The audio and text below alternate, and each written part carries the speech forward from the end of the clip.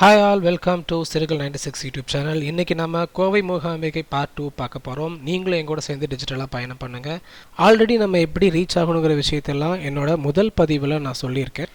பார்க்காதவங்களுக்கு டிஸ்கிரிப்ஷனில் அதோட லிங்க் தரேன், போய் பாருங்கள் கண்டிப்பாக.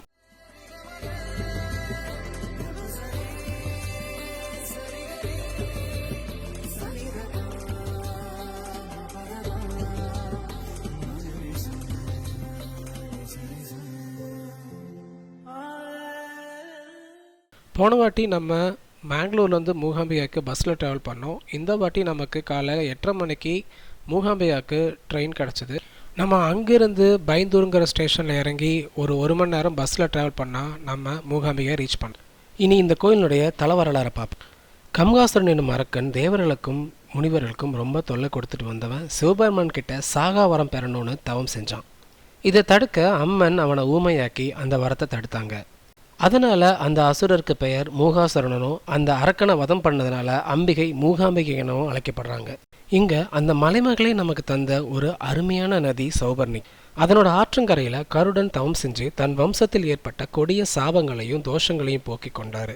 கருடன் பகவானின் அந்த பெயர் சுபர்ணன் என்பதால் அந்த புனித நதி சௌபர்ணிகா என கூறப்படுது. கோல மகரிஷியோட தவத்திற்கு இணங்கி சிவபெருமான் இந்த புனித பூமியில சுயம்பலிங்கமாக நமக்கு காட்சியளிக்கிறாரு. ஸ்வர்ணரேகையோட முப்பெரும் தேவிகளையும் மும்மூர்த்திகளையும் அந்த சுயம்பலிங்கம் தன்னகத்தை அடக்கியுள்ளது.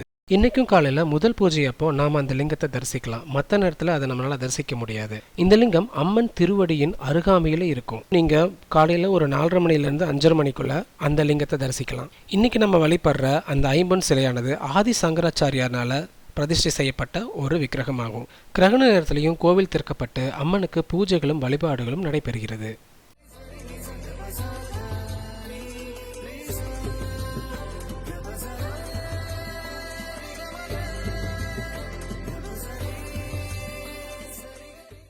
ஆதிசங்கரர் கலைமகள் தேவியின் அம்சமாக இருப்பதால கல்வி கேள்விகளில் சிறந்து விளங்க அம்பிகையை பிரார்த்தனை செய்து காலமோகனம் எனும் துதிப்பாடி தேவியின் தேர்வுகள் பெற்றார்.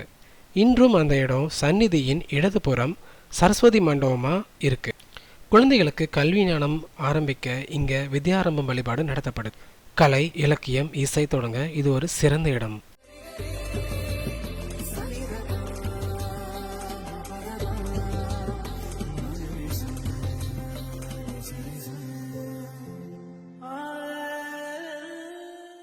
ஒருமுறை ஆதிசங்கரர் தவத்தில் இருந்தபோது கண் விழிக்க முடியாமல் உடல்நலம் பாதிக்கப்பட்டிருந்தார். அப்போது அம்மன் தன் கைகளாலேயே கஷாயம் கொடுத்து அவர் உடல்நலத்தை காப்பாற்றினார். அதுவே சர்வரோக நிவாரணியா இன்றளவு சன்னிதானத்தில் இரவு 9 மணிக்கு மேலே பக்தர்களுக்கு கொடுக்கப்படுகிறது.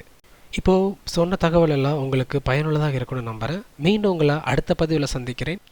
இந்த பதிவு உங்களுக்கு பிடிச்சிருந்தா லைக் பண்ணுங்கள், ஷேர் பண்ணுங்கள், சப்ஸ்கிரைப் பண்ணுங்கள். நன்றி.